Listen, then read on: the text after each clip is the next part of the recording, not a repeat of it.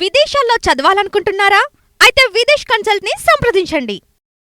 Okay, ఇక్కడ అది ఇప్పుడు కేసులు మీరు జగన్మోహన్ రెడ్డి గారు, భారతి గారు వాళ్ళని ఇరికించే ప్రయత్నం, అరెస్ట్ చేసే ప్రయత్నం గురించి మాట్లాడారు కాబట్టి, ఇప్పుడు గత ప్రభుత్వంలో చంద్రబాబు నాయుడు గారి పైన నాకు తెలిసి ఒక 5 6 ఎఫ్ఐఆర్లు అయినాయి. ఆయన జైలుకి కూడా వెళ్ళొచ్చారు. ఈ ఎంక్వైరీ విచారణలన్నీ కూడా రాష్ట్ర ప్రభుత్వ పరిధిలో ఉన్న ఏపీసీఐడి పరిధిలో ఉన్నాయి. ఇప్పుడు ఏపీసీఐడికి యజమాని ఎవరు అంటే చంద్రబాబు నాయుడు గారు. సో ఆయన ఆ కేసుల్లో నిందితుడు కూడా. ఇప్పుడు ఆ కేసుల పరిస్థితి ఏంటి? ఏ కేసులు నరసింహరావు గారు? చంద్రబాబు నాయుడు గారి పైన స్కిల్ డెవలప్మెంట్ కేసు కావచ్చు, ఇన్నర్ రింగ్ రోడ్ కేసు కావచ్చు, ఫైబర్ నెట్ కేసు కావచ్చు. సరే, పొంగనూరు కేసు అంటే వేరే. ఇప్పుడు మీరు ఈరోజు జడా శ్రవణ్ కుమార్ తో 4 o'clock కి ఒక ఇంటర్వ్యూ కావాలని మీ అసిస్టెంట్ కి చెప్పారు. సార్, మీ అసిస్టెంట్ జడా శ్రవణ్ కుమార్ కి కాల్ చేసి, సార్ 4 o'clock కి నరసింహరావు గారు మీకు ఇంటర్వ్యూ ఉందన్నారు, ఒకసారి మీరు పార్టిసిపేట్ చేయాలన్నారు. I said okay. మీరు 4 o'clock కి శ్రవణ్ కుమార్ ని కాదు సుబ్బారావుని పెడదాం అన్నారు. మీ అసిస్టెంట్ వద్దు శ్రవణ్ కుమార్ ని పెడదాం అంటారా? అంటే కదా నరసింహరావు గారు ఏం చెబితే ఎవరిని పెట్టమంటే ఆయన పెడతాడు. చంద్రబాబు నాయుడు ఏ ఎఫ్ఐఆర్ రాయమంటే, ఏ ఛార్జ్ షీట్ ఫైల్ చేయమంటే ఆ ఫైల్ చేస్తారు. Is there any confusion on this? CID ఏం చేస్తుంది? చంద్రబాబు నాయుడు ఏం చెప్తే అది చేస్తుంది. నారా లోకేష్ ఏం చెప్తే అది చెప్తుంది.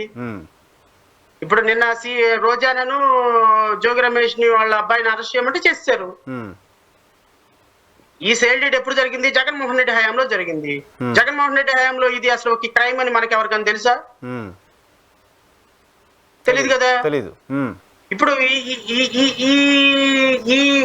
ఈ రోజు జరిగినటువంటి టీచర్ల బదిలీలో, లేకపోతే 350 కోట్లు 400 కోట్లు నారా లోకేష్ ఫీజులు కొంత బడ్జెట్ రిలీజ్ చేశాడు. ఈ బడ్జెట్ రిలీజ్ చేసే దాంట్లో 100 కోట్ల రూపాయల స్కామ్ జరిగిందని 2029లో తెలుస్తుంది. అవునా? ఏది జస్ట్ ఎగ్జాంపుల్ కోసం చెప్తున్నారా? ఏమనుందా? అట్లాంటిది ఏం లేదు. నేను జస్ట్ ఎగ్జాంపుల్ కోసం ఒక సిస్టమ్ లో ఇప్పుడు రేపు సిబిఐ కేసులు, సిఐడి కేసులు ఏమవుతాయి అని చెప్పడానికి చెప్తున్నాను. ఈ సిఐడి కేసుల్లో చంద్రబాబు నాయుడు గారు ఏం రాయమంటే అదే రాస్తుంది సిఐడి. సో ఈ స్కిల్ కుంభకోణం కేసు కావచ్చు, లేకపోతే ఇన్నర్ రింగ్ రోడ్ కేసు కావచ్చు, ఇవన్నీ కూడా రేపొద్దున పేక మెడల్ లాగా తేలిపోయే కేసులు. దీంట్లో ఏం సబ్స్టాన్స్ ఉండదు. సో అందుకనే నేను కూటమి ప్రభుత్వాన్ని కూడా ఏం డిమాండ్ చేస్తున్నాను అంటే, ఇప్పుడు మీరు ముద్దాయిలుగా ఉన్నటువంటి కేసుల్లో మీరు ప్రభుత్వ అధినేతగా ఉండి చేయించుకోవటం అనేది మొరాలిటీ కాదు. So you just transfer these cases to CBI. Okay, ఒకవేళ రేపొద్దున సిబిఐ వాళ్ళు దీంట్లో ఏదైనా కరెక్ట్ ఉంది, జెన్యూనిటీ ఉంది కేసెస్, ఇప్పటికీ కూడా I'm not believing that he's an accused or he did something. Chandrababu Naidu గారు దాంట్లో ఏదో చేశారని నేను ఎప్పుడు కూడా ఫీల్ అవుతాను. సో కానీ మనం ఫీల్ అవ్వకపోయినా no one to be a judge for his own cause కదా. కరెక్ట్. సో ఎవరు కూడా తన కాజ్ కి తన జడ్జ్ కాకూడదు as per the legal principle. So నేను కూటమి ప్రభుత్వానికి కూడా డిమాండ్ చేసేది ఏంటి అంటే, మీరు ఇమ్మీడియట్ గా ఈ కేసుని వాలంటీర్ గా ట్రాన్స్ఫర్ చేయండి సిబిఐకి. సిబిఐ రేపొద్దున మీ మీద ఎక్యుజేషన్ ఉంది అంటే ప్రొసీడ్ అవుతుంది, అదర్వైజ్ క్లోజ్ చేసింది అనుకో, నాకేం సంబంధం అయ్యా, సిబిఐ క్లోజ్ చేసింది. ఎందుకంటే సిబిఐ కూడా ఇప్పుడు బీజేపీ జేబు సంస్థ కాబట్టి సిబిఐ బీజేపీ ఏం చెప్తే అది చేస్తుంది. దానికేం నీడ్ నాట్ వరీ. సో ఇక్కడ మీరు యజమాని, అక్కడ వాళ్ళ యజమాని. సో కాబట్టి యజమానులకి ఏం కాదు కాబట్టి ఇబ్బంది ఏం లేదు. సో యజమానులకు ఉన్నంత వరకు ఏం కాదు. కానీ ఈ సిబిఐ ఈ స్కిల్ కుంభకోణం కేసులు, ఈ కేసెస్ ని ఆంధ్రప్రదేశ్ రాష్ట్ర ప్రభుత్వం ఆధీనంలో పనిచేసే సిఐడి అనేది ఇన్వెస్టిగేషన్ చేయటం మంచిది కాదు. దీన్ని వీలైనంత తొందరలో సిబిఐకి ట్రాన్స్ఫర్ చేసుకుంటే మంచిది. ఒకవేళ వాళ్ళు చేయకపోతే న్యాయస్థానాల ద్వారా చేయించే న్యాయస్థానాలని మేము అప్రోచ్ అవుతాం. ఖచ్చితంగా ఇది సిబిఐ చేయాల్సిన కేసు, సో ఈ రాష్ట్ర ప్రభుత్వ పరిధిలో చేసుకోవటానికి లేదని మేము కూడా న్యాయస్థానాలను అప్రోచ్ అవుతాం. So court will decide. Sir, Shravan గారు, ఎక్కడైనా ఉందా ఈ తరహా పరిస్థితి? ఇంతకుముందు ఎప్పుడైనా దేశంలో ఎక్కడైనా చూసామా? ఆ రాష్ట్ర సిఐడి పరిధిలో కేసులు ఎదుర్కొంటున్న వ్యక్తి ముఖ్యమంత్రిగా ఉండడం, ఆ తర్వాత కేసులకు సంబంధించిన ప్రొసీజర్ జరగడం అనేది ఎక్కడన్నా జరిగిందా ఇంతకుముందు?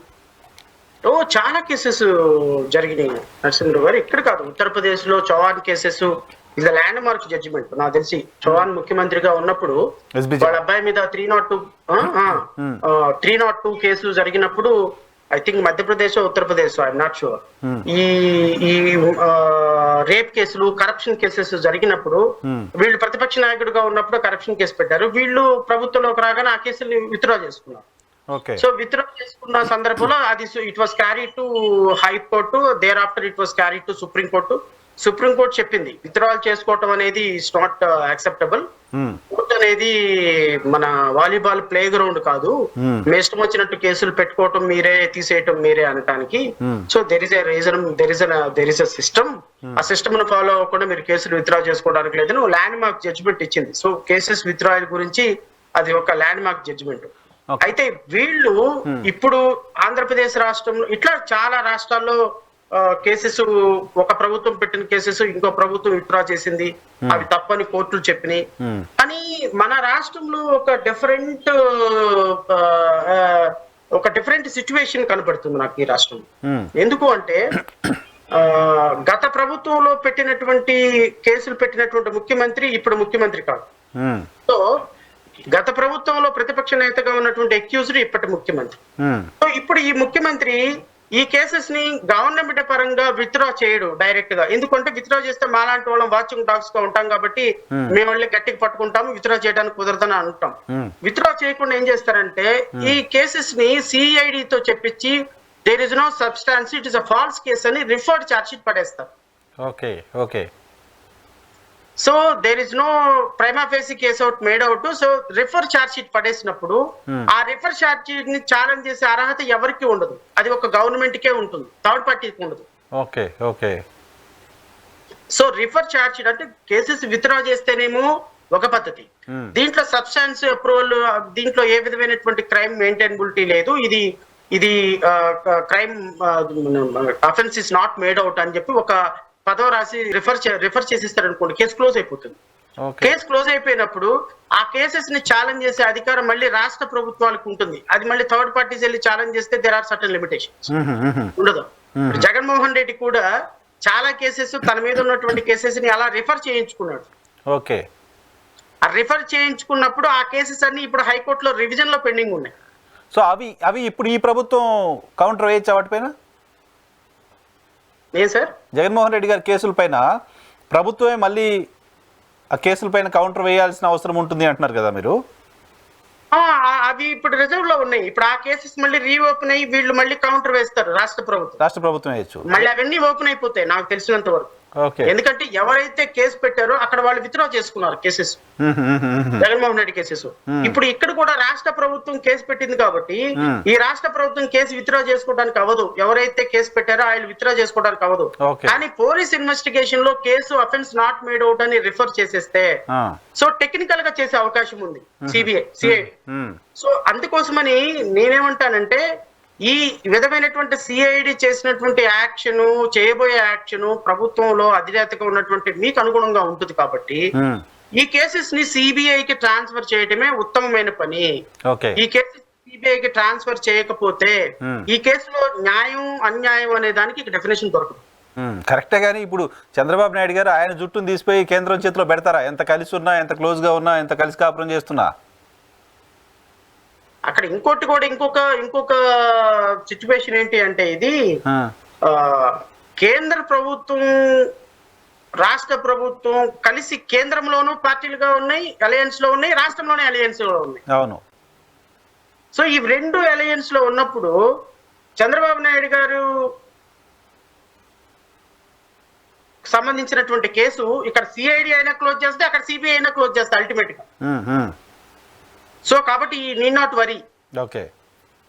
అల్టిమేట్ గా న్యాయం అనేది పూడ్చిపెట్టబడుతుంది, ఎప్పటికైనా పూడ్చిపెట్టబడుతుంది. అది ఎంత లోతున పూడ్చిపెట్టాం అనేది ఇంపార్టెంట్. మళ్ళీ తీయగలిగే స్థాయిలో ఉంటుందా పూడ్చివేత, పూర్తిగా లోపలికి ఉంటుందా అనేది తెలియదు. చూద్దాం. రాజకీయ ప్రయోజనాలు మారినప్పుడు ఇప్పుడు మనం లీగల్, రాజ్యాంగం, కాన్స్టిట్యూషన్ అని మాట్లాడటం మానేద్దాం. రాజకీయ ప్రయోజనాలే మనం కూడా political convenience sir, political convenient ఎవరికి ఏది కన్వీనియంట్ గా ఉంది అంటే దాన్ని తెరపైకి తీసుకొస్తారు కదా. అంతే కదా సార్, పొలిటికల్ కన్వీనియన్సే కదా. భారతీయ జనతా పార్టీ పైనేమో లీడ్ లో ఉంటుంది, సిబిఐని ఈడీని మేనేజ్ చేస్తుంది, రాష్ట్రంలోనేమో సిఐడి వీళ్ళంతా న్యాయం చేస్తారు.